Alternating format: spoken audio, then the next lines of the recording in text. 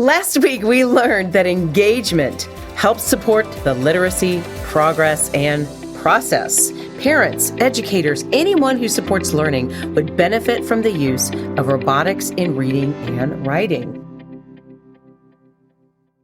I was listening to a podcast earlier this week. It's called Enrollment Growth University, and it's all about how universities are doing these innovative things to recruit new students. And this one was from Carnegie Mellon. And they interviewed a professor there who said that Carnegie Mellon looked at what was going on in the world. They looked at innovation, particularly around autonomous cars. Now, we had a whole other conversation between George Fletcher and Noah Schumer here on an earlier episode about whether or not we would ever actually have. But That's not what you're talking about. For the moment, so let's just assume that this is happening. And they said, these are all companies that are getting involved. It's not university driven. And what we're teaching students at the university is not going to get them jobs in creating autonomous vehicles. So they said, what would we have to do if we were going to put our students into autonomous vehicle work? And they said, of course, the first thing everybody said was, we need more robotics classes. And then they said, wait a minute, there's more to autonomous vehicles than robotics. And that's not really what's standing in the way of putting autonomous vehicles on the roads anyway. There are lots of other issues that are a problem here. So they started looking at what it would take, and they built this whole curriculum that was totally interdisciplinary, thinking through what you need to know if you want to work in that industry. And that fits with the larger battle cry of education that students need to be college and career ready. Some school systems have adopted that 21st century learner mindset, thinking about character, choice, communication, collaboration, creativity, critical thinking, citizenship. How does robotics fit into preparing students to be college and career ready? Teaches them how to think. I think it's important that we don't teach our children how to memorize. We teach them how to think. And so that is that thing where I let my kids struggle. I let them be failures. I let them have something that won't work. And then we bring ourselves back together and we figure out what went wrong and we work it out to where we can make it work. It is okay to fail. It's a huge thing our students need to learn. They need to know how to work with other people, how to collaborate, all of these things. And robotics allows that. It allows them to be creative, allows them to work in groups. They have to communicate. They're excited because they're competing and they want to do better. And there's a lot of critical thinking in there.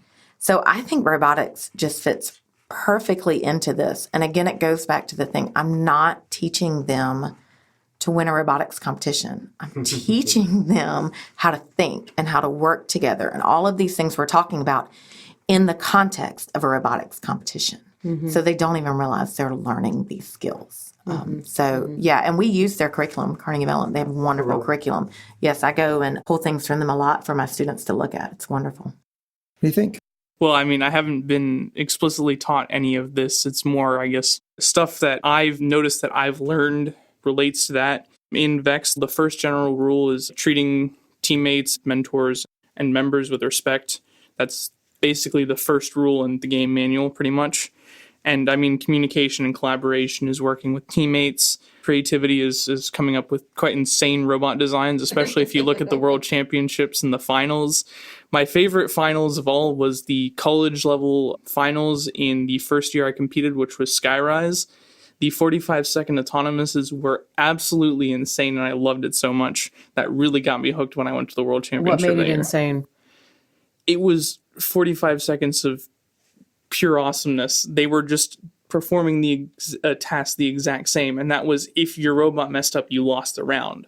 So it was just so cool, because that was back when they also had two robots. So you had one robot stacking cubes, and the other one was kind of waiting for it, and the robots communicated with each other. I think it opened his eyes to the possibilities. He knew he could do a certain amount, and then he went there and saw how much more he could do. And so it really opened his eyes, which it does to mine every year too. Wow, if I can build this, now I have the ability to build this and code it. Yeah, and then the last aspect is critical thinking, is game strategy. There's always, how should we do it? This year there's 3 different color cubes. There's the same number of cubes of each color. So you have to figure out which cubes do you want to score, which cubes do you want to put in towers, how do you want to prioritize that, especially in autonomous when you have the side of your field to yourself, and then how do you want to hoard, Do you want to just make a giant wall and stop people from moving around? There's just so many different strategies. Wow. And that's a hard one for middle school. Yeah. The coming up with the strategies. They like to build the robot. They know what they want it to do. But when they get out there reacting to what's going on and thinking about, oh, maybe I should play defense. If I could go over here, I could get more points here than doing this task I originally thought I was going to do. Mm-hmm. And that is something I normally let them get 1 or 2 tournaments under the belt. And we talk about it a little bit before, but they don't understand the importance until they've been to a tournament or 2. And then all of a sudden they start thinking, wow, that was such a smart strategy. Wow, you can really do that. And so again, it elevates it a little bit more for them. Yeah, I'm going to throw another C in here, consequences. When I think about strategy, there's always a consequence. But I wonder if for some younger students, that developmental mindset that they don't really understand that if I do this, then I'm going to have a consequence. So if I have a wheel that's rotating at 50 rotations and I only have one ratio to it, then I don't realize the consequence of that behavior. And they won't believe me when I tell them. So that's the other reason I just let them do it. And then they understand and they won't make that mistake again. I mean, there are disqualifications, which are rare. My students every year go up there without a fully charged battery. And they said, oh, I need to go get my charged battery. No, ma'am, we're starting without you. And that crushes them, and they have to stand there and look pitiful while the other robots are running. But it's a valuable lesson. There are consequences. And you can play defense. I can block your robot for 5 seconds and then back away for 5 seconds. Then I can pin you in again. And that's a great defensive strategy if you're doing it properly. And so if not, you're going to get in trouble, and you're going to get told to put your remote down, or you lose that match because you did not play by the right rules. So yeah, consequences are huge in there. Mm-hmm. Yeah. Interesting.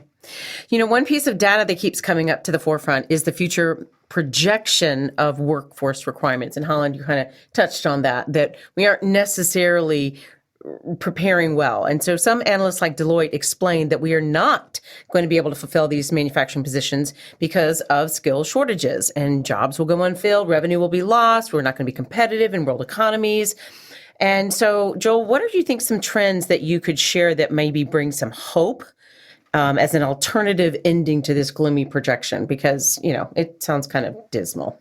Well, as we talked about last week in last week's podcast, she was talking about how students were being exposed to STEM earlier, especially being recruited from elementary school to start in middle school.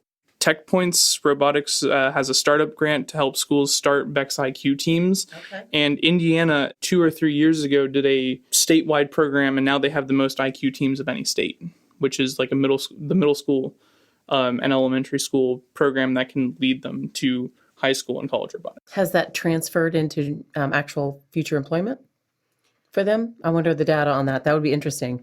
I'm not quite sure, considering it's a newer program, right. But being in robotics helps with gaining the soft skills needed for future employment and the connections. I find too, I'll take my kids on field trips. We go to manufacturing places, and luckily we can get into maybe not BMW, but some of the smaller plants that actually feed into BMW. And they'll let us walk around, and my kids can see, oh, that's a worm and wheel. They're really using that. Oh, that's geared to be super strong. Like, they can understand the things in the machines, which then they understand I could come here and I could make a lot of money, and I could be the one that programs this and fixes this. And so I really try to push my mechanically gifted students that maybe don't love school but love my classroom. Mm-hmm. I try to push them into, we have the career centers in Greenville County. Mm-hmm. And Anderson has a great career center as well. But I push them to the career center. I'm like, guys, y'all can go into welding. Y'all can go into all of these awesome programs that they have there. Tech has a 2-year program they can go into and come out and work for BMW, just learning about robotics. And it's $8,000 to go, or it was last year, $8,000 to go for 2 years, for both years combined. Mm-hmm. And so really introducing them at a young age, the programs they can go into. And again, not go to college and read long books and write really long papers. Mm-hmm. Go and learn how to build and program and get their hands moving. I think helps keep them in school, and hopefully will help feed into those programs. I love that. Joel, you mentioned when you went to that one competition and you saw this awesome opportunity. And Christine, you said the same thing when you take your kids to competition. It opened up the possibility. It opened up the potential. And I just think about that for our students to become college and career ready. This may open up a potential that they didn't think of. Yes, that's my goal. So we're looking for all these manufacturing jobs. And I think that the mechanical skill set was not valued in our educational system for a while. It was, can you do a times test in less than 5 minutes? Sure. Can you memorize this and regurgitate it back to me? Sure. And now we're finding that we don't have enough electricians and enough plumbers and enough people to fix the cars and fix the robots that are now that we need to build the cars. And so I think with robotics, we are bringing this back into the schools. Yeah. And we are showing that this is an important skill. And then we're hooking these kids that were frustrated before so that we can keep them in school to get them into these higher level jobs. Yeah. Yeah. My grandfather used to say, because he was the president of the American Vocational Association, he helped write the GI Bill. And he believed that not everyone needed a college degree, but everyone needed a vocation. Yes.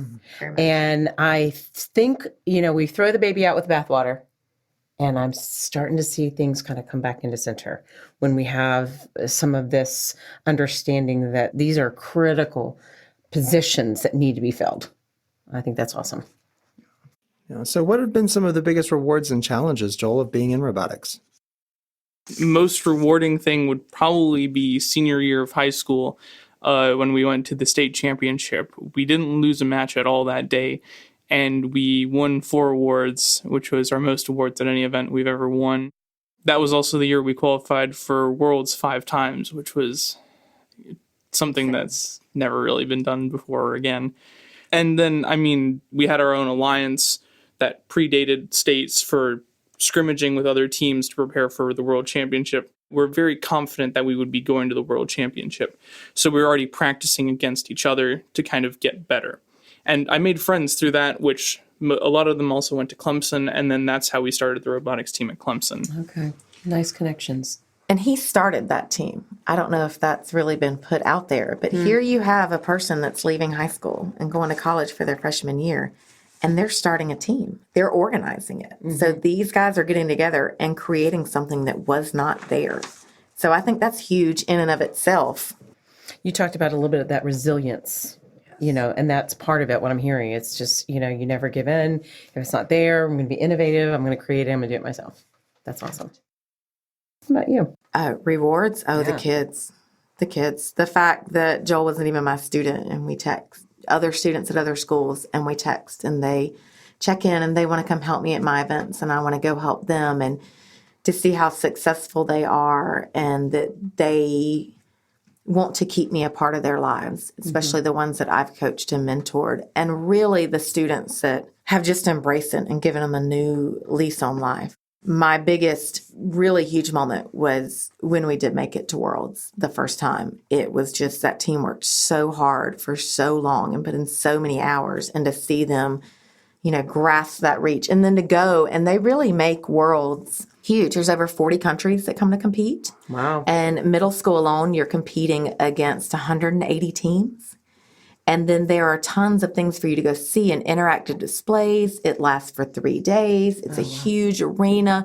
You walk in and you get chills because you made it. And so the students feel that. The lights go out when the competitions are going on the main floor, and strode lights are on, and it's huge. And the students feel like, wow, look what I accomplished. And to see that reflected in themselves, it's just huge. I love that. So if somebody wanted to start a robotics team, and I know that's something you're passionate about, Christine, is helping to coach other teachers. We'd love to maybe get that information and add it to our website, but do you have just a 20-second, here's what you can do to start a... So first of all, I knew nothing about robotics when I started, so don't let that scare you. The kids know more than I do about coding and about building, and that is how it should be. So don't let any of that scare you. There are grants to start a new team on REC's website. It's Robot Events. And you can go on there and look for a grant. Palmetto Partners in the state of South Carolina offers a robot and your registration for the first year you start. And so that's a wonderful way to get started without having to worry about as much money. The forums that help you learn how to make things go. There are tons of YouTube videos of kids themselves building things and giving you ideas. And the best thing I would say is let them build one of the pre-built step-by-step model things and play with it. You can play every competition with a simple clawbot.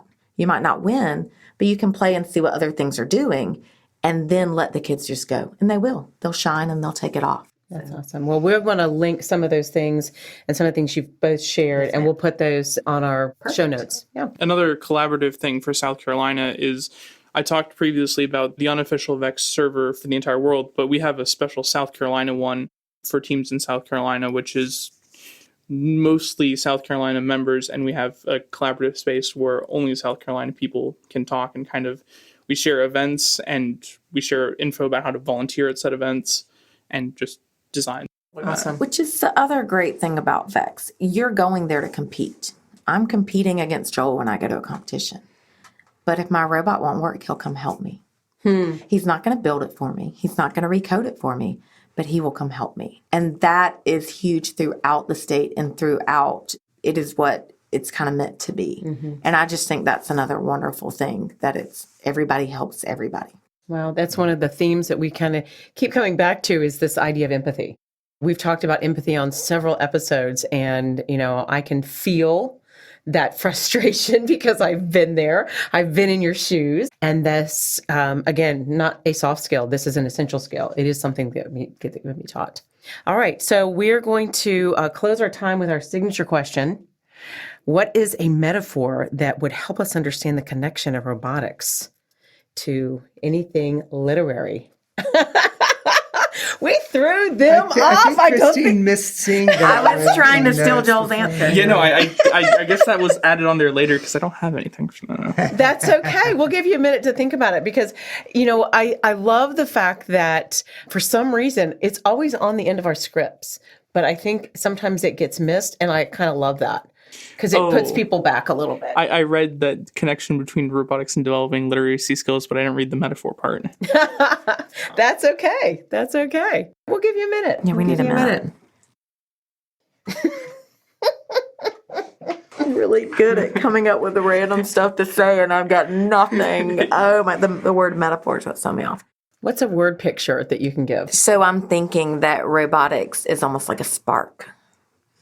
So the robotics is the spark that lets them start the fire of developing their literacy skills. Ooh. For someone who didn't have one, see, this is why I kind of like it, because you made you sit back on your heels and come up with something brilliant. I love that. It's gonna be hard to follow that one up. I mean, it might not be a perfect metaphor, but seeing the better teams drives you to do better. Because there's not really, until you win either excellence or competition at Worlds, there's always room for improvement. So that robot's just going to keep learning. And you talked about that a little bit. Yeah. That's awesome. It's so interesting to me how you see this as the spark, as the thing that you lead with into literacy, because I had always thought of it as literacy leads to STEM. And it can, but for many people, it's the reverse. I had never really... We spent a lot of time in our school trying to do STEM projects and collaborative projects between curriculum because it engages the kids. It's hands-on, and all of a sudden Can I recommend they a care. curriculum then? Do you want to look Yes, at something? I would love It's it. called Mindsets Learning.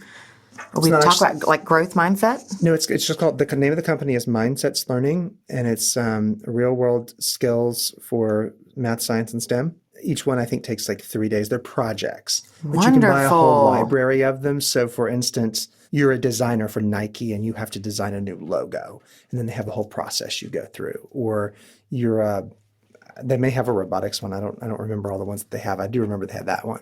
But it has that kind of thing. That is exactly what our school is looking for. Cooking the kids. Yeah. Yeah, and something that, at least in college and in our college curriculum that we have to do, we have to take a semester class of technical writing. So that's kind of another bridge between the robotics and literacy. That's something at least I, as an electrical engineer, have to take. I'm pretty sure like computer engineering and mechanical and industrial have to take that class as well. Well, thank you for joining us at the table. This is such a great conversation. I know, it's awesome. It was just amazing to me to hear those, thinking about words and stories and robotics in this overlap. Next week, we're going to have another unusual, Well, maybe not so unusual.